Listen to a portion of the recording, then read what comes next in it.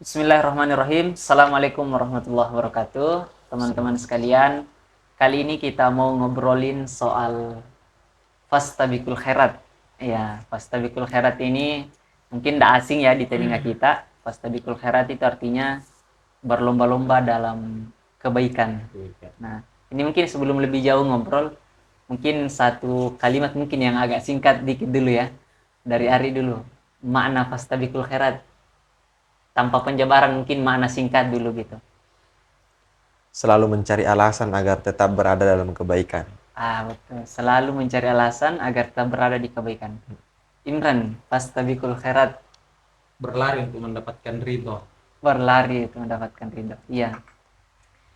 Kita mau ngobrol soal fastabiqul khairat ini soalnya konteksnya di kehidupan kita tuh sebagai seorang manusia, karena khususnya untuk anak-anak muda ya. Kadang kita memaknai bahwa hidup itu betul-betul perlombaan gitu.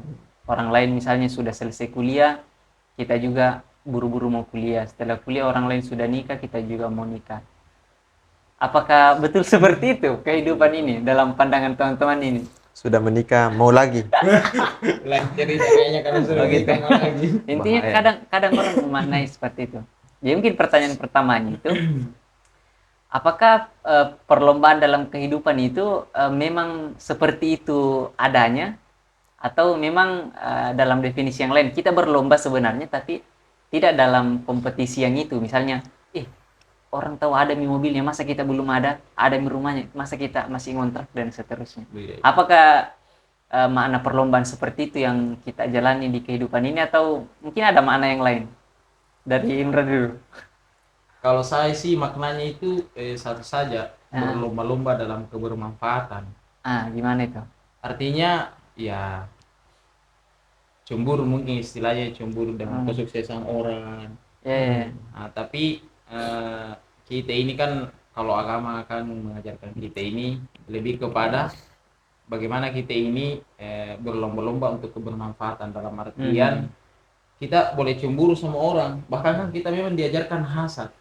Hadisnya kan, Gimana gimana itu? hadisnya kan jelas, Ah, la hasada illa fi itnatain. Masya Allah. Artinya tidak ada rasa dengki, rasa cemburu illa fi itnatain, kecuali dalam dua Dua perkara, perkara. ya kan? Jadi dua perkara itu adalah bagaimana kita ini cemburu ketika kesuksesan orang, misalnya seperti dia jadi penghafal, dia jadi dosen mungkin, jadi pengusaha, jadi pebisnis, tapi tetap harus digarisbawahi kita ini cemburu dengan itu kebermanfaatannya, kira-kira kalau kita mendapatkan apa yang dicapai oleh orang gitu Ya, ya. ya, ya. Nah itu dia, mungkin itulah pemaknaan dari Fastabikul Khairat yang saya pahami ya. Berarti lebih Berlomba, kepada kemanfaatan, di iya, selama kebermanfaatan. yang orang capai adalah kemanfaatan, kita boleh Iya, cemburu dan boleh kita bisa cemburu berlomba di sana dan ya. kita bisa berlomba, bahkan mungkin kita berniat untuk mengalahkan atau lebih daripada itu. Dengan catatan juga kita tidak boleh mengecilkan orang. Karena kan agama kan mengajarkan itu, dan penafsiran Fastabikul Khairat dalam Al-Qur'an kan tidak, bukan untuk saling apa namanya mengherdik satu sama lain. Cuma kecemburuannya kan dibatasi di dalam hadisnya Nabi itu tadi, bahwa kita boleh cemburu Dalam dua perkara dalam itu dua ya. perkara itu. Iya, iya, iya. Seperti itu. Kita kadang sih tidak mengecilkan orang, Ya, kita betul. mengecilkan diri sendiri. Wah. Itu yang jadi penyakit kadang, karena kita melihat walaupun mungkin mungkin semacam pembenarannya, ya ada yang tahu mobilnya bisa pergi ke masjid, Betul, bisa betul. pergi taklim, pergi kemana antar orang dan seterusnya, tapi tanpa sadar kadang kita, mungkin alam bawah sadar kita berkata bahwa tidak ada apa-apa kau dibanding dia saja gitu. Gimana Ari lihatnya? Ya, berlomba itu kan naluri basic ya. Iya, betul, betul. Wih, Naluri Jadi basic seorang manusia ya. iya, naluri basic seorang manusia. Kenapa ada ayatnya tentang fastabiqul khairat? Mm-mm. Eh, karena ada penekanannya, walaupun dia sudah naluri basic, ada penekanannya, makanya al khairat itu kebaikan. Karena itu poinnya, poin kebaikannya di situ. Kita berlomba di kebaikan itu Di ya. kebaikan itu. Betul, betul. Jadi dalam elemen apapun di situ intinya. Karena kan tidak mungkin Allah berfirman pada apa namanya, memberikan satu misalnya memberikan satu objek bahwa kamu berlomba di situ. Karena dalam kehidupan kita banyak banyak hal yang mesti kita gapai. Iya, betul. Misalnya kalau di dalam hadis yang sering kita dengarkan kan, yang bercerita tentang ada seorang sahabat yang cuman satu amalan unggulannya, amalan andalan, yaitu mendoakan kalau sebelum tidur berdamai dengan dirinya, memaafkan orang lain. Itu amalan unggulan dan itu yang dia bisa. Jadi sebetulnya kalau mau dimaknai fastabiqul khairat ya, berlomba untuk amal keunggulanmu. Karena itu akan sangat memberikan dampak walaupun mungkin terlihat kecil. Tetapi itu sangat bermakna, sangat bermanfaat bagi orang yang melakukan itu. Jadi garis bawahnya itu pada al khairat. Apapun motifnya, ya jelasnya kebaikan. Motif apapun istilahnya, harusnya ya di track kebaikan itu ya. Di kebaikan itu mau jadi pengusaha, mau jadi aktif menjadi pengajar, edukator dan lain sebagainya. Di situ poin intinya karena sangat terlihat gampang kalau kita mengatakan ya, harus berlomba-lomba misalnya di bidang ini saja, di bidang ini. Artinya ada kevakuman pada bidang-bidang yang lain sehingga di situ tidak ada perlombaan. Nah, kita menyaksikan bahwa di kehidupan sahabat itu realitas fastabiqul khairat itu real. Misalnya ada seorang sahabat yang menyumbangkan sekian. Tiba-tiba datang yang lain, semua disumbangkan kecuali dirinya misalnya dan sebagainya. Abu Bakar itu ya. Itulah yang yang tadi bilang. Nah, itu naluri basic. Apalagi di sebagian orang ini katanya bahwa ada satu negara misalnya Arab itu naluri fastabiqul khairatnya itu kuat dan itu memang di suasana Ramadan seperti ini ya. Itu diakui memang oleh dunia bahwa fastabiqul khairat itu dalam hal berbagi itu memang sangat dirasakan. Ini menunjukkan bahwa memang itu adalah naluri basic yang semua orang. Nah, ya memang perlunya memang diarahkan kemana, fastabiqul khairat atau fastabiqul sayyi'at. Tapi kayaknya itu kan kembali ke standar keimanannya orang kayaknya.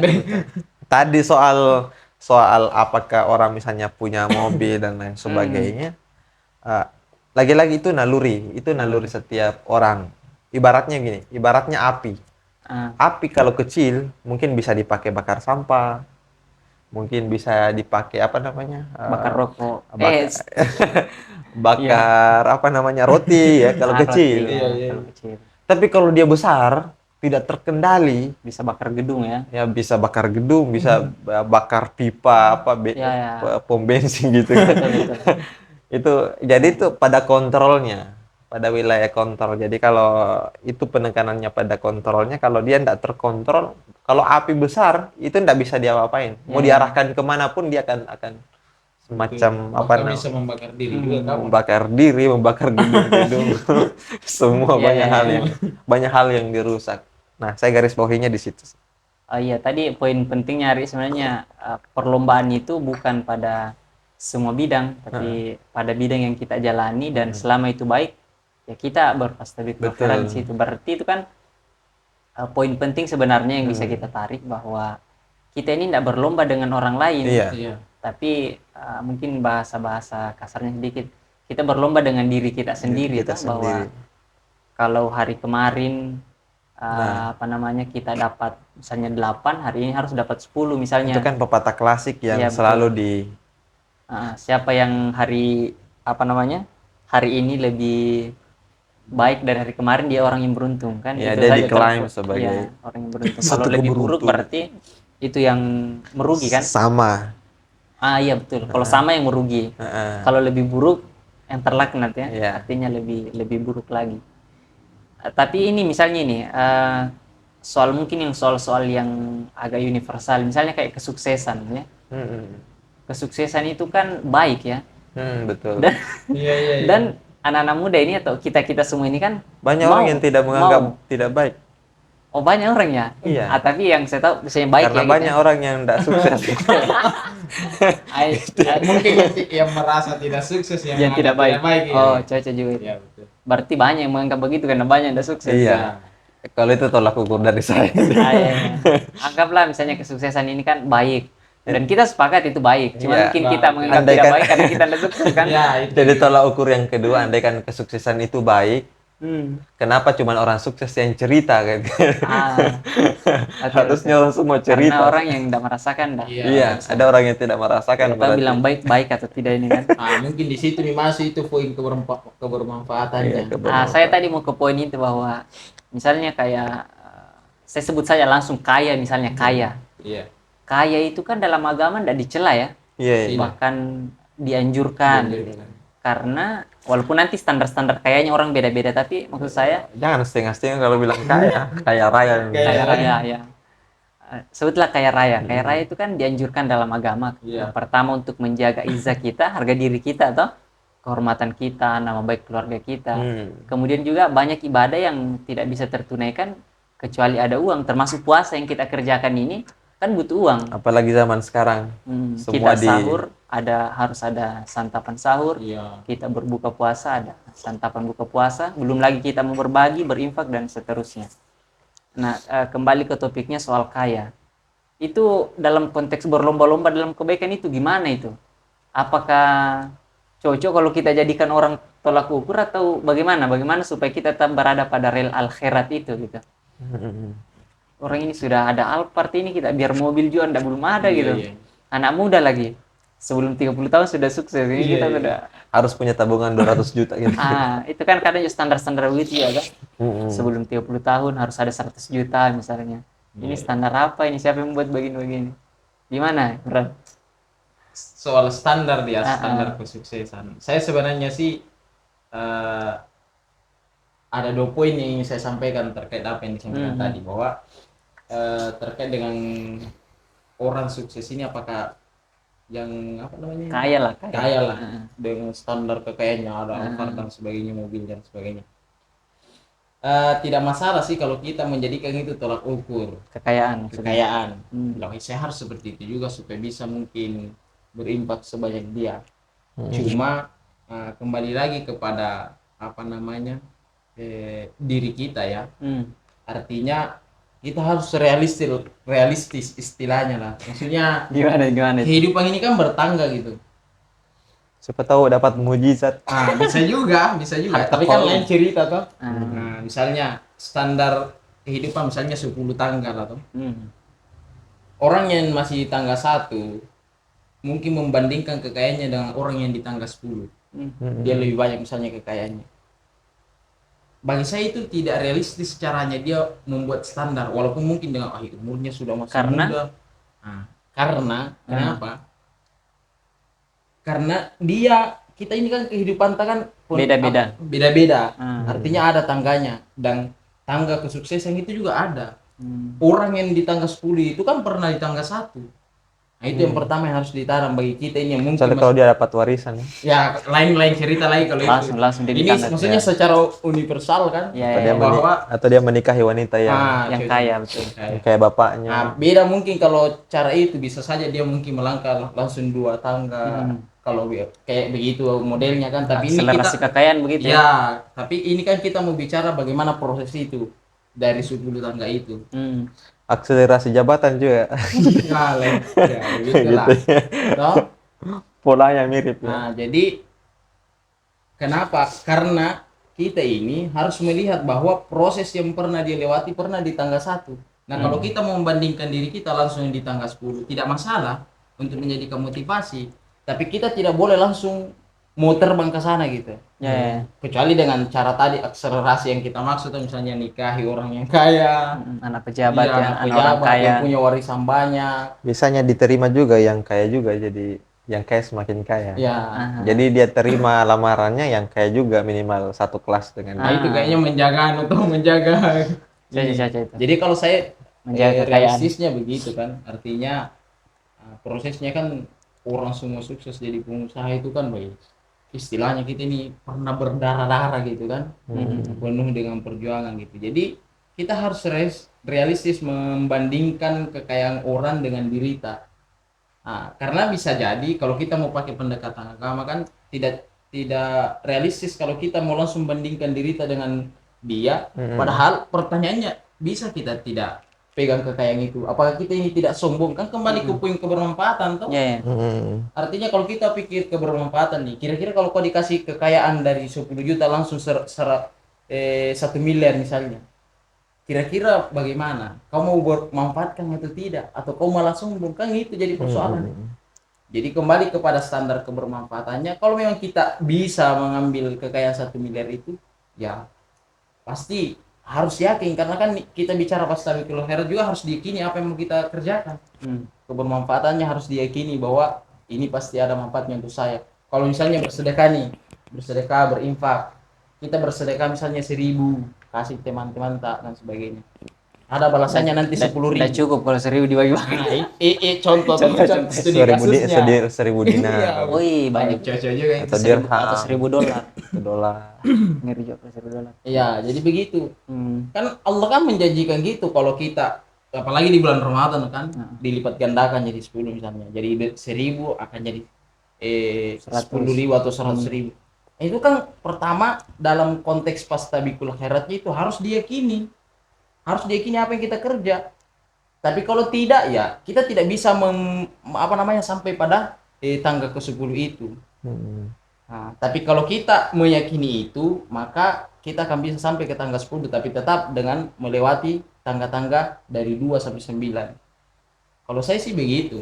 Artinya kita harus lihat diri kita, lihat kebermanfaatan yang akan kita lakukan ketika kita mendapatkan kekayaan itu, dan lihat bagaimana caranya orang yang kaya raya ini memanfaatkan kekayaannya gitu. Berarti lagi-lagi ini catatannya itu bukan orang lain jadi tolak ukur, tapi kita sendiri, bahwa misalnya dengan harta 10 juta misalnya sudah berapa kebermanfaatan, gitu. Kemudian dengan harta 100 juta berapa kebermanfaatan, bukan tolak ukurnya bahwa mau ku kejar hartanya itu, dia sudah 100 juta, saya harus 100 juta. Kalau orang lain kan mungkin hanya sekadar memotivasi kita saja. Betul. Ya, begitu. Tapi pada realitanya nanti atau implementasinya harus tetap kebermanfaatannya. Kembali ke kita. Jangan sampai kita dikasih kekayaan yang melimpah tapi malah jadi sombong kan. Berat juga kalau begitu. Atau istilahnya orang Makassar kan bilang seke Kalau istilah-istilah yang populer itu kan kiri galam paku jambatan lantan cikor. Nah, itu istilah-istilah populer yang dikenal sama orang-orang kampung di selatan kan. Betul. Ya, pasti yang dengar itu tahu. Nah, itu yang bahaya kalau sampai ke situ nih. Seperti itu. Saya mau ke Ari tadi itu menarik itu poinnya, bahwa kita ini berlomba berfastabikul khairat. Kalau ibarat lari itu tracknya tidak satu tapi bisa jadi banyak. Jadi mungkin pendalamannya itu misalnya pengajar dengan pengusaha dengan politisi ini beda tracknya, jadi tidak bisa kita jadikan tolak ukur. Misalnya kita terjun sebagai pengusaha, kemudian kita juga semacam mau punya impact yang lebih di pencerdasan, gitu kan maksudnya, atau ada elaborasi lain? Iya, itu juga sebenarnya yang jadi pertanyaan, karena ataukah jangan sampai orang melihatnya bahwa apapun tracknya ujungnya adalah kekayaan, maksudnya orang jadi guru, politisi, tetap semuanya adalah mengakumulasi kekayaan. Jangan sampai itu yang orang maksudnya kayak fastabikul khairat itu. Jadi pertanyaannya memang soal materi. Iya. Padahal kalau misalnya kita membaca story sejarah, itu kekayaan seseorang itu dilihat, diukur pada bukan yang uang, ada. Bukan materi ya. Bukan materi, artinya kekayaan umat Islam itu tidak bisa dihitung dan dipajakin kan. Karena kita menyaksikan misalnya harta Nabi, kan tidak bisa dibilang Nabi itu miskin, karena kekayaannya berputar dan bermanfaat, gitu kan. Nah, kerancauannya yang sekarang itu karena kekayaan itu disimpan dan dijadikan museum untuk jadi model, dan itu jadi tolak ukur ke orang supaya kamu bisa. Jadi kekayaan itu jadi sifatnya individual, tidak pernah terdistribusi. Nah, hebatnya Islam, kekayaan itu dia bersifatnya distribusi. Jadi tidak ada orang yang bahwa dia kaya, letak kekayaannya kalau dia dermawan artinya dia kaya gitu. Tolak ukurnya di situ. Bukan karena ada mau dihitung. Kalau kita kan begitu. Kalau kenapa kita menganggap orang itu kaya karena ada fisiknya, Iya. ada bisa dihitung. Kalau dalam Islam tolok ukurnya apa yang terbagi, apa yang Artinya kembali lagi terdistribusi. apa manfaatnya ya? Apa manfaatnya? Jadi bukan pada apa Betul, yang betul. tersimpan. Iya, iya. Nah, kalau kita kan di situ ya, berapa tersimpan di bank, berapa investasinya, berapa harga yang misalnya berapa rumahnya misalnya harganya terus naik dan sebagainya. Itu jadi tolok ukur. Nah, kalau seperti itu semua, bahayanya nanti itu adalah kalau kalau orientasinya begitu semua orang memiliki, bagaimana? Iya, iya. Pasti akan ada kelompok kecil yang tidak mampu karena sudah direbut semua sama Iya. orang. Saya kira ndak ada yang orang mau jadi guru, jadi ustadz karena semua kaya. Iya. Nah, harusnya jadi kalau ustadz kayak amal. Maksudnya dalam hal ini kayak sesuai dengan bidangnya lah. Iya, gitu. Guru kayak ilmu. Nah, kayak ilmu supaya dia bisa bermanfaat Iya. tambah. Nah, tadi saya mau apa namanya? Bahwa kalau kekayaan itu apa yang bermanfaat. Jadi ini adalah cara pandang Islam memaknai satu kekayaan. Misalnya Nabi tadi kita sampaikan bahwa Nabi itu tidak miskin. Walaupun kalau dalam pandangan orang sekarang miskin karena hartanya sedikit. Karena tidak ada harta yang tersimpan dan bisa dimuseumkan. Iya. Kalau sekarang kan harta jadi di museum gitu. Kasih di bank ya. Iya, kasih di bank ya, jadi dihitung-hitung kan, dipajakin kan setiap ada bunganya naik dan naik terus itu. Konsep Islam itu memaknai harta seperti itu. Nah, tadi saya mau elaborasi lebih jauh soal makna fastabiqul khairat itu pada spesifikasi amal unggulannya orang. Jadi kalau misalnya kita membaca ayat di surah Al-Mulk itu kan bukan pada kuantitas amal tapi kualitasnya. Tapi kualitas. Ahsanu amala itu ya. Nah, bicara soal kualitas ini, kalau secara pengertian sederhananya bukan pada banyak artinya di sini karena kita memiliki keterbatasan untuk itu. Banyak kisah yang menunjukkan bahwa amal seseorang itu ya kadang-kala misalnya Bilal. Amal unggulannya azan. Ditawari jadi pejabat enggak mau. Gitu. Karena dia dapat jaminan surga. Iya, dia lebih dapat jaminan dengan surga daripada nanti kalau terbengkalai kalau dia jadi pejabat, nanti dia suruh orang kan. Jadi itu kita memaknai Islam ini itu dengan masing-masing datang dengan amal-amal unggulannya. Soal kaya misalnya di antara sahabat Utsman yang tercatat, siapa lagi? Umar juga termasuk. Abdurrahman bin Auf yang tercatat. Abu Bakar tidak. Abu Bakar kaya, cuman amal yang lain itu lebih tampak, lebih sehingga kekayaannya tidak terlalu tersorot. Tapi kalau yang sifatnya kontributor finansial ya. Iya. Tapi kalau kontributor keilmuan ada Abu Hurairah. Siapa lagi? Ibnu Abbas. Sayyidah Ali, Aisyah. Itu adalah kontributor keilmuan. Jadi kita memang didesain untuk menjadi kontributor kebermanfaatan di semua lini. Ada yang jadi misalnya dalam sistem pemerintahannya Nabi, ada yang ditugaskan untuk jadi sekretaris saja. Jadi seluruh aturan-aturan itu mampu terdokumentasi dalam ingatan dia, bahkan ada hadis yang tidak sempat disampaikan oleh Nabi tapi sudah disampaikan sama dia. Nanti setelah meninggal baru disampaikan ulang. Jadi itu kontributor pada semua lini dan kita sudah didesain untuk bisa memiliki itu semua tanpa harus mencampur adukkan. Karena sangat jarang kita melihat ada orang kecuali Sulaiman ya. Nabi Sulaiman. Kaya. Kan doanya, berikan satu kekayaan, berikan satu ilmu yang tidak engkau berikan sebelumnya dan sesudahku. Berarti memang doanya ini khusus untuk dia, tidak dimiliki lagi. Dia punya keilmuan, dia punya kekayaan. Walaupun kalau misalnya kita baca story-nya Nabi Sulaiman kan ketika diminta tiga tawaran, ya mana kau pilih? Tahta, ilmu, jabatan. Dia pilih ilmu. Artinya tahta dan jabatan ini tahta dan wanita ini ngikut sama pengetahuan. Kalau cuma dia pilih jabatan, mungkin saja ilmunya tidak ikut. Iya. Hartanya tidak ikut. Hartanya juga tidak ikut. Nah, itu yang ingin saya elaborasi lebih detail soal kita memaknai hidup dengan porsi yang sengaja Allah berikan kepada kita. Dan untuk mengukurnya itu bisa dilihat dari kecenderungan tadi. Potensi diri. Potensi diri. Ya, Kita ya. bisa mengukur dengan hari-hari kita, di mana kecenderungan kita. Karena saya yakin apa yang timbul dari niat kita itu sebenarnya ada jalannya. Sembari kita berdoa, sembari kita berusaha, karena banyak orang berdoa untuk kaya, tidak kaya-kaya. Justru kayak amalnya di bidang lain. Tapi pikirannya soal Bisa jadi kayaknya karena berdoa terus, jadi amalnya ngalir terus di situ. Berdoa terus kok. berdoa terus supaya dikasih Dikasih sayang, dikasihani sama Allah kan. dikasihan sama Allah. Oh ini hambaku yang berdoa terus, nah sayang sekali kayak ini. Ya.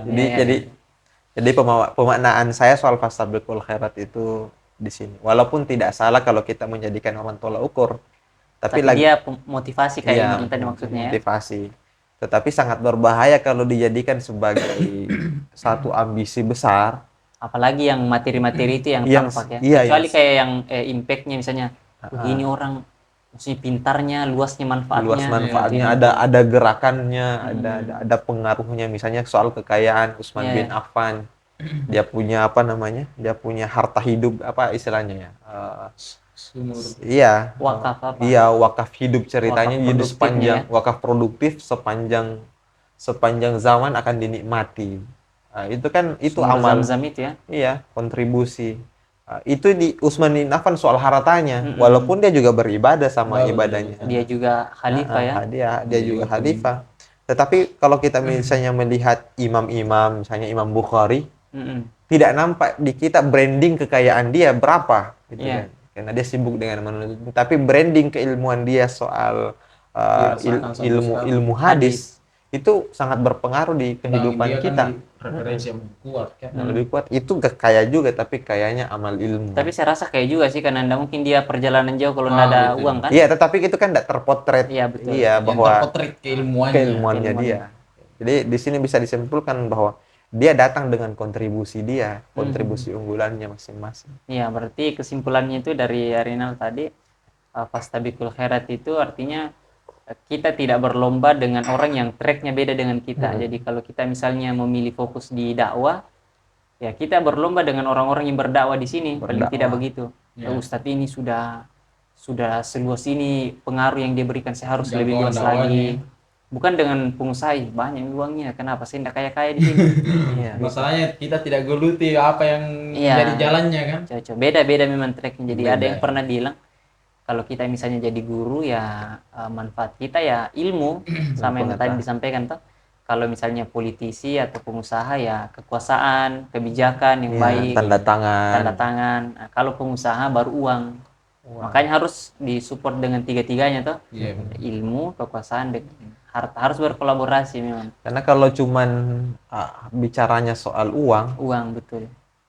Sebanyak apapun uang tidak akan memuaskan kehidupan orang. Iya, karena kita akan saling melihat terus, tinggi uangnya, tinggi. Banyak uangnya. Jadi berlomba-lomba. Bisa jadi uang segunung itu tidak ada artinya karena orang semua sudah berduit. Jadi orang sudah. Dan setiap kali kita yang seperti disampaikan, setiap kali kita naik level, misalnya di level ketiga, misalnya dengan 100 juta, kita akan melihat, ternyata masih banyak orang di atasnya. Padahal kan kalau ukuran dunia kan kita disuruh melihat yang di bawah. tetangga yang di bawah kan. Iya, betul. Kodongin orang tidak makan pi. Artinya di situ kontribusinya tuh ini yang di tangga ketiga melihat tangga 2 dan 1 butuh seperti ini. Itu tadi yang saya maksud. Itulah yang dikelola tadi itu apa namanya? Agama tuh dalam konteks agama. Jadi agama memang itu sangat memberikan jalan keluar. Saya membayangkan kalau semua tadi tolak ukurnya soal nilai dan angka dan barang, berbahaya bagi kehidupan kita. Betul. Sangat berbahaya karena orang berlomba untuk memupuk dan menjadikan museum kekayaannya supaya tidak diganggu gitu, menumpuk harta. Orang miskin tetaplah jadi miskin. Bisa jadi perang harta kita. Ya. Tapi karena yang dinilai dalam Islam itu manfaatnya, soal manfaatnya. Kalau misalnya kayak cerita tentang Nabi kalau dihargakan misalnya maharnya kepada Khadijah kan. Itu ada yang mengatakan 1 miliar, ada yang mengatakan 40 ekor unta. Itu kalau satu unta misalnya gemuk-gemuk misalnya. Berarti beliau itu Nggak miskin ya, nggak miskin. Iya betul. kaya, Karena mentalnya mental pengusaha kan. Pengusaha. orang kaya. Itu sudah jadi. Nah, sayangnya ini mentalnya ini Oh, yang maksudnya belum terdistribusi baik Ya. di ya. Nah, itu tadi saya kira poin intinya dari Rinal soal manfaat. Kalau dari Imran mungkin terakhir ke teman-teman anak muda, apa yang bisa kita lakukan ini supaya maksudnya kita tidak lagi semacam iri ya ya, atau ilfila dengan insecure. insecure betul Ya, insecure. dengan teman-teman yang lain misalnya. Kenapa dia banyak followersnya, saya begini-begini terus. Iya iya iya. Apa yang Menarik bisa, sekali. ada enggak tips-tips? Kalau konteksnya kita bicara anak muda ya. Iya betul. Kerja apa yang bisa dikerja? Ya itu salah satunya. Konsisten. Konsisten. Oh, Konsisten. kalau kita mau bicara konteksnya anak muda terkait dengan sebenarnya sih tidak salah kalau kita mau iri atau dengki istilahnya, Penting hasad. kebaikannya ya. Tapi kebaikannya. Tapi tetap itu tadi seperti yang dibicarakan Bang Ari dan apa namanya Bang Agung tadi soal nilai kebermanfaatannya gitu. Dan kita ini di mana gitu, misalnya di politika, ekonomi kah, atau apa, Pendidikan nah, kah, pendidikan, dakwah kah? dakwah kah, itu kan harus dilihat juga. Jangan sampai kita iri sama orang yang di politisi, sedangkan kita ini di bidang dakwah. Walaupun tetap ya, apa namanya di dunia politik tetap ada nilai-nilai dakwah yang dia mau jadikan dakwanya jadi Kaya. jalan untuk Ya. jadi politisi gitu. Oh, ish. Bagus juga kan? Bagus juga. cocok juga. Cocok Jalan juga. dakwah jadi siasat. Lagi kalau apa namanya pembina pengajian ibu-ibu kan, ibu-ibu yang dahsyat ibu-ibu Iya. ini. Tapi jarang saya bisa lihat jadi mujur. kendaraan politiknya toh. Iya, jarang mujur ya. Ya jarang mujur. Ah, Lakukan sesuai keahlian. Iya. Jadi tetap kita maksudnya spesifikasinya kita ini sebagai anak muda kan apa namanya kita harus ambil dari bidang mana kita bisa inilah kembali Kontribusi kepada ya. bisa berkontribusi. Soal pencapaian teman-teman atau siapapun yang ada di sekitar kita, ya ini kan soal proses saja toh. Nah, bisa jadi memang dia lebih dulu apa namanya berproses daripada kita. Nah, jadi apa namanya capaiannya dia lebih duluan daripada kita. Tapi tetap kita akan mendapatkan itu. Makanya prinsip saya itu apa di bidang keilmuan ya, semisal saya ini. Dulu kan saya anggap diriku ini bodoh mengaji. Jujur saja, saya anggap diriku bodoh mengaji. Jadi pas masuk di pesantren, nol betul saya. Sering dicoret muka, dihukum, dipukul karena tidak tahu mengaji kan. Nah kita ini sudah SMP. Tidak wajar lah kalau hari ini kan SMP sudah tidak pintar ngaji. Masih wajar. sekarang anak kuliah masih ada. Ah, yang itu, ngaji. Sekarang kalau kalian antum lihat data orang yang tidak bisa Iya. mengaji, Justru- itu justru lebih banyak yang tidak bisa mengaji dibanding yang bisa mengaji. Iya, Coba lihat. betul. Darurat kita itu. Iya, Nah, itu darurat. Makanya ada tagline-nya sebenarnya bangga jadi guru mengaji. Ah, betul. Karena yang sudah bisa ngaji saja waktu TK TPA, begitu kuliah dia lupa semua itu huruf abjad. Iya, Yang mana za, yang mana roh, zaro. Karena tidak pernah dibaca lagi. Iya. Oh, sudah puluhan Itu tahun darurat. nggak ngaji. Darurat. Ya. Krisis. Mungkin Krisis, salah ya, satu betul, krisis betul, kita betul. itu di situ. Jadi itu tadi apa namanya kembali ke studi kasusnya saya secara pribadi. Saya kan lihatlah cemburu saya sama teman-teman saya nih, woi. Mereka sudah hafal juz 30. Kita ini mengaji Kita belum ini bisa. mengaji belum bisa membedakan huruf-huruf yang Tapi saya kira itu hikmahnya. ya iya betul. Hikmahnya kan dibelahkan anunya sekarang bila hikmahnya karena kita Ditahu, sudah ada hasil kan. Iya. Jadi saya selalu optimis dengan diriku bahwa ini soal waktu saja, soal proses saja. Bisa jadi memang saya lambat menghafal juz 30 atau 30 juz karena memang saya lambat sekali. Nah, saya mau potong dulu. Iya. Saya itu memaknai betul keadilan Tuhan itu di hal-hal seperti ini. Iya. Karena ini kan tidak terukur sama manusia yang begini-begini. iya. Manusia itu punya standar, oh ideal kamu kalau sudah begini. Itu yang saya maksud tadi tuh. Iya. Ideal kamu kalau seharusnya bisa mengaji. Iya, iya. Tapi ada orang yang Allah Subhanahu wa taala itu berikan dia proses supaya dia paham bagaimana proses, tapi justru karena dia lama berproses, dia mengerti tentang perjuangan membaca Quran. Iya. Ada orang yang tidak mendapati itu tadi yang disampaikan, Iya, iya. langsung cepat mengaji. Akhirnya dia gampangkan ya. Dia gampangkan soal mengaji, Anda usah mengaji 1 tahun dan Iya, sebagainya. betul, betul. Akhirnya lupa. Iya, dia tidak merasa kembali pada perjuangan. Saya bersusah payah nih perjuangkan. Masa enggak ngaji Iya, karena nanti masa aku nggak lupa ngaji. lagi kan. Betul. Nah, misalnya tadi ada video yang saya lihat, ada seorang beliau dokter, tapi belum hafal-hafal Quran, nanti di umur 60. Iya, iya. Mulai menghafal, nah nanti selesai hafalannya di umur 64. Jadi 4 tahun 4 Iya. tahun. masanya. Itu bukan siapa yang cepat, tetapi itu tadi proses, Proses. iya Prosesnya. proses dia itu berjuang, Iya. kan itu hebatnya Islam ya. Kita berproses dan menemukan kendala itu dihitung. Iya. Kalau manusia Hmm. yang dihitung adalah hasilnya. Hasilnya. Dia Kendalanya tidak tidak. pernah perhitungkan itu prosesnya. Iya, Bilang betul, orang betul. kalau kaya mau ke itu banyak saudaramu ini. Iya. Jadi misalnya kalau kita ujian ya, Ah. ada teman kita yang berupaya keras, pokoknya tidak semalam suntuk ya, hari-hari atau malam-malam, dia belajar terus.